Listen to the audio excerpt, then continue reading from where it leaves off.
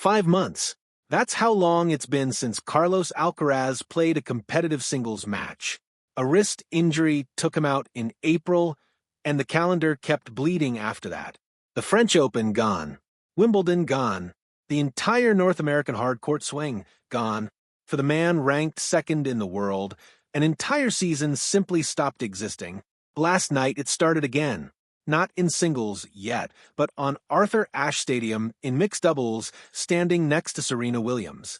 He won the first round, lost the quarterfinal, and in between you could see exactly what 5 months away looks like on a tennis court. Rust, nerves, hesitation, all on display in front of a sold-out crowd. But that was the preview. The real story starts in 4 days, when Alcaraz walks out as the defending champion of a Grand Slam in a bracket full of players who spent the whole summer sharpening their games while he sat at home with his arm in recovery. The title he won last year, the ranking points attached to it, the reputation he built as the man nobody wanted to face in New York, every bit of it is now on the line in a matter of days. And he's arriving at that moment having barely played meaningful tennis all year. Here's how this is supposed to go. When a top player returns from a long layoff, especially a wrist problem, one of the most fragile injuries in the sport, the standard approach is caution. A small event, low stakes, room to lose early without damage. That lets a player rebuild footwork and rediscover timing without the whole sport watching every stroke. Alcaraz didn't really get that. Mixed doubles gave him real points and a real stadium, but shortened sets and doubles, positioning don't resemble the grind of a 5-set match against a legitimate opponent. He admitted as much himself, saying he was genuinely nervous and double-faulted on the first point of his return. So, the picture hasn't shifted. No tune-up, no gentle singles opener, just a direct walk into the last major of the year as champion, in a format that shows no mercy to a physical or mental gap. Best of 5 doesn't ease you in, it tests you immediately for hours. And he's doing it with a wrist that's faced exactly one competitive setting, nothing close to what singles demands. Before any of this began, in a pre-match interview, he said something small that explained everything. Asked about the comeback, he didn't perform confidence he didn't feel. He said it straight. Everyone could see how nervous he was. He double-faulted on the very first point. He was really, really nervous. He'd been out for almost 5 months. That's not a man pretending the pressure isn't there. That's a 23-year-old, 7-time Grand Slam champion, admitting nerves got to him on the opening point of his comeback, and then fighting his way through the set anyway. Hold on to that, because it matters again later. There are really 3 specific things worth watching here, and they're not abstract. First, the wrist. Is it actually healed, or healed just enough to get through a match without collapsing? Mixed doubles proved he can survive shortened points and less lateral movement. It says nothing about what happens on the 11th shot of a baseline rally, 3 hours into a 5th set, when fatigue removes every trick a player has used to quietly protect an injury.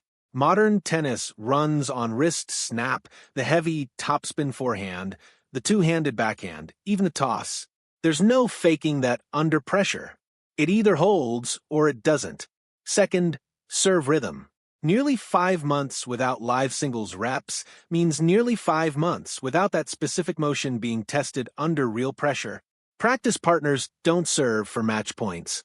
There's a kind of adrenaline that only shows up when something is actually on the line, and toss consistency, timing, and that final explosive extension are usually the first things to disappear when a player hasn't faced real stakes in months. If his first serve percentage drops in singles, that's the signal. Third, return timing. This one gets underrated the most. Picking up a serve at over 130 miles an hour, reading spin and trajectory, instantly, moving your feet before your brain even catches up, none of that comes from solo drills. It's built through live match repetition, one tournament at a time. Mixed doubles offered a small taste, but it's built for chaos and quick points, not the sustained baseline pressure of singles.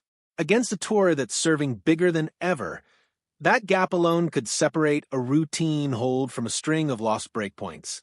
Underneath those 3 sits a 4th, physical endurance. 5-set tennis isn't only about shot-making, it's about repeating the same clean technical execution in hour for that you had in minute 10 once legs are heavy and focus has been chipped away by heat and crowd noise.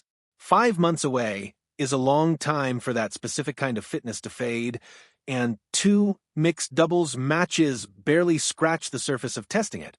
Now here's the case in his favor, and it's stronger than people give it credit for.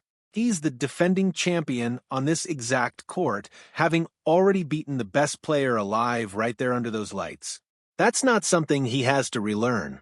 He also carries something almost nobody else in this draw has: real championship pedigree at 23, an explosive, physical game that tends to find rhythm fast once real adrenaline kicks in, and we already saw a flash of it winning 8 of the last 9 games after that shaky start.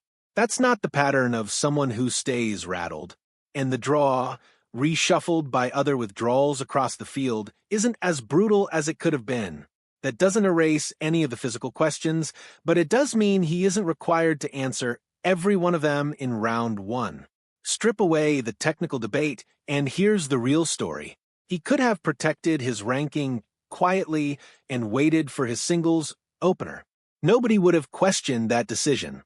Instead, he chose to play live, competitive tennis at the very first opportunity, nerves and double faults included. Days before defending a title he hasn't yet proven he can hold on to in singles. That single choice tells you everything about how this player is wired. There's a difference between protecting what you've built and believing you're still the best when it counts, and that difference is the whole story of Carlos Alcaraz walking into Arthur Ashe Stadium this Sunday. So, when he steps out for that first service game, here's what to actually watch. Watch the toss and how clean the motion looks. Any hesitation there tells you whether the wrist is a closed chapter or an open wound. Watch how much he commits to his second serve under pressure. A tentative second serve is usually the first crack before the scoreboard shows anything. Watch the return games, how early his feet move, how confidently he commits to contact.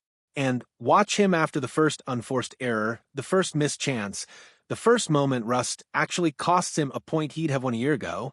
A shrug and a reset says the work is still there. A spiral says the doubt crept in first. For days, one wrist, a year's worth of stakes riding on it. The draw drops tomorrow, and we'll finally know who's standing across the net when this begins.